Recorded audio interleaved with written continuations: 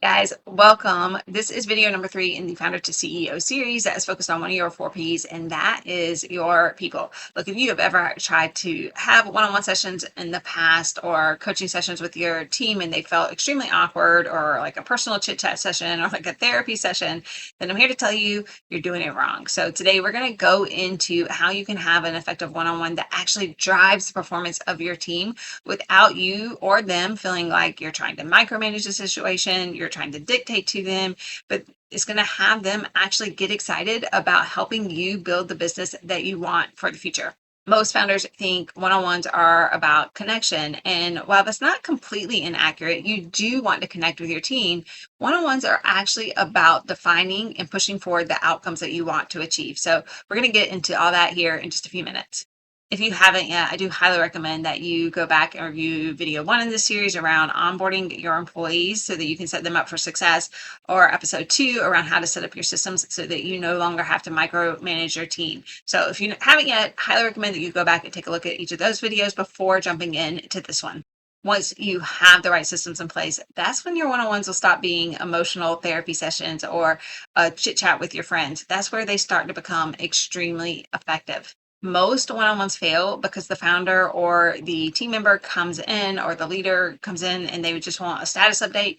That's not for a one-on-one. That belongs in Asana or your project management software. They're there to have small talk and get reassurance on what it is that they're doing.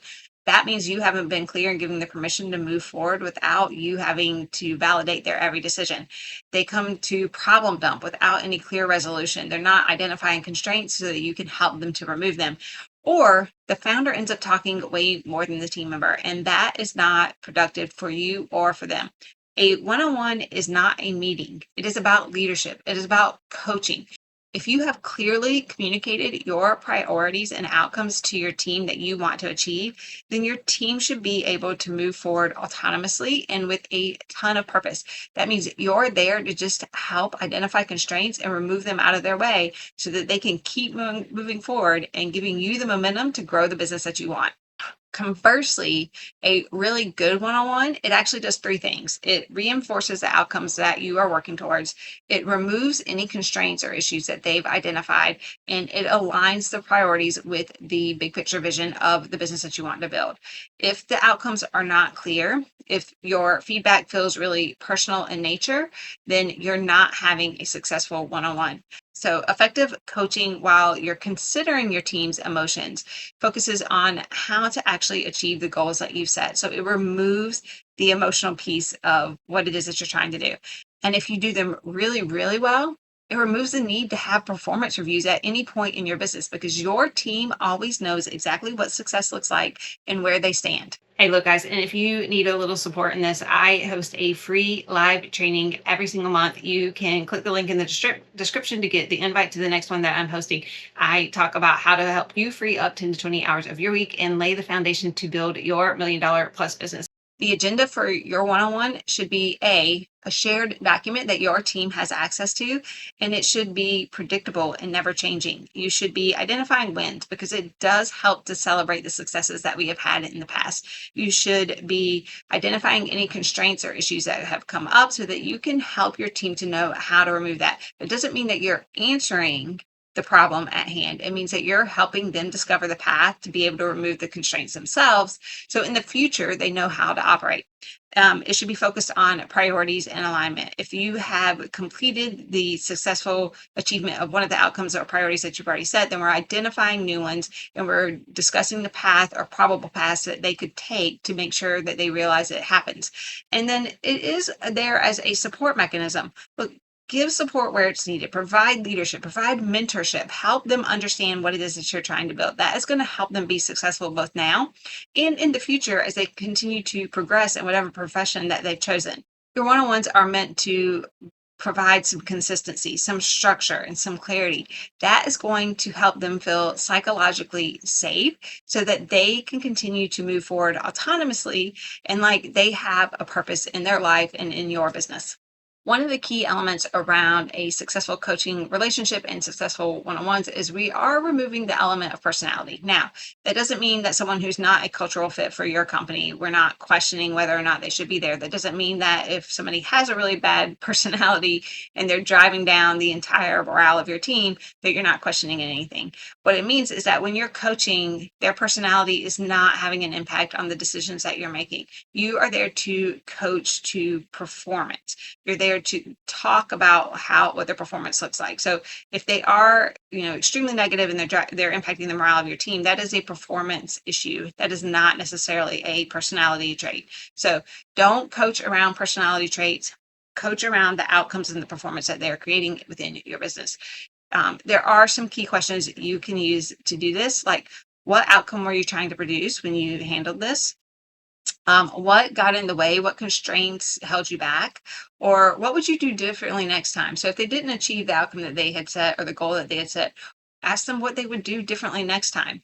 This type of clarity, these types of questions, they can remove the defensive nature that exists in a lot of coaching relationships and can help them to start to clarify and explain what it is that happened on their side. One of the big issues I often see come up is that a lot of coaches, founders, and leaders, especially if they've never led a team before, they use their one-on-ones to talk about task management. This is not the place for that. That should already be handled in your system and removed from your plate.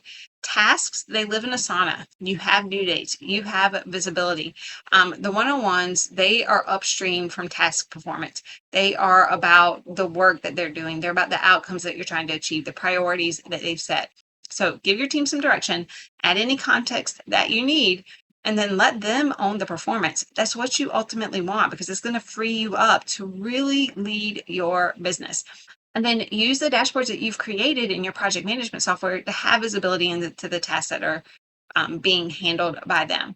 If you're reviewing a task list in your one-on-one, then either your system setup is not complete, it's not performing the way it's supposed to, or you've not been open and granting your team permission to move forward without you monitoring their every move. And that's going to keep you stuck as the bottleneck to your own business.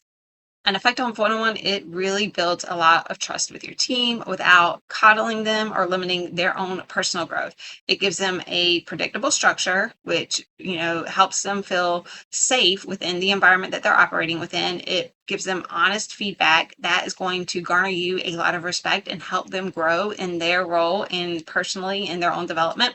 And it's going to help to celebrate wins, which creates even more momentum as they move forward. As they realize that they have actually helped you achieve a bunch of stuff in your business, they're going to be excited to help you achieve even more in the future. And you clearly defining the high performance standards that you have for the business by communicating clearly about the outcomes that you want to achieve and why you want to achieve it, that's going to remove the possibility of misaligned expectations. So if it doesn't align for them, you can have the open conversation at any point in the given future and discuss the possibility of separation, or they're going to be ready to perform, and that's going to make them feel like they are a true valued member of the team in the business that you're building. Now, the other thing that effective one-on-ones can do is they can really reveal when there is a bigger issue at play. If your one-on-ones are really clearly built around outcomes and your team member is not regularly achieving it, then that is part of a larger discussion that you need to start to have, at the point of realization. So within the first 90 days, as I talked about in video 1, you should have a pretty good sense of whether or not this person is going to work out. And if you sense that they're not going to work out, then you need to start to have those open conversations around why that is. Again, you want to remove emotion from this part of the conversation and just clearly stick to performance related issues. Avoiding this type of clarity and this type of constructive feedback for your team member, it's what actually ends up hurting people more in the long run. Avoiding this type of clarity and constructive feedback in your one-on-ones is actually limiting to both sides, and it's actually kind of an unkind thing to do to them. When you're not clear in what is happening and you're not giving your team the adequate amount of feedback, then they have no possibility of growth, and it kind of blindsides them if you're going to let go of them in the future. So you want to remove that possibility. You want to have these these open and honest conversations with them, and your one-on-ones are the space to do that. And you can remove the emotional aspect by being able to point to performance. And you should have some objective metrics that help you actually gauge and measure that performance so that you can have these types of open conversations with them. All right. One of the other points that I hear come up pretty frequently is that when someone hires a virtual assistant, they're either afraid or in the past have experienced that their team hits them up with the questions a million times a day, and that takes way more work than if they just did it themselves. So we're going to talk about that in the next video. But for right now, if you want some free live help with this, join one of the upcoming monthly trainings that I have every single month. Just click the link below, join one of those, and I'll be glad to answer some of the questions that you have around how to effectively coach your team to performance.